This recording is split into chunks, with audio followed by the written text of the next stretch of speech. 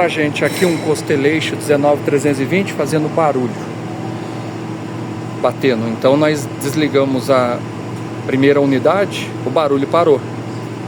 Então, como nós não temos unidade para teste, removeu a unidade do primeiro, passou para o segundo e a do segundo para o primeiro.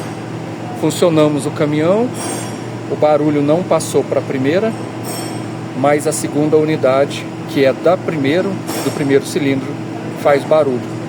Então tem alguma deficiência nessa unidade. Fora isso, tem juntas para serem trocadas. Tem um selo que vai aqui na frente, olha lá, aquela imundícia lá, o selo está vazando, tem que trocar esse selo. Então tem umas coisinhas para fazer. Depois regular a válvula, porque a ponte está balançando muito, principalmente do sexto e do quarto. Do sexto e do terceiro, balança muito quando funciona, as outras estão bem estabilizadas.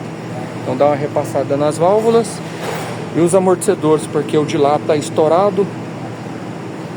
E depois mandar lavar o motor para ver se tem mais algum vazamento por baixo. Mas a princípio está descendo tudo daqui da carcaça inferior da tampa de válvula. Bom, graças a Deus. Constellation 19320.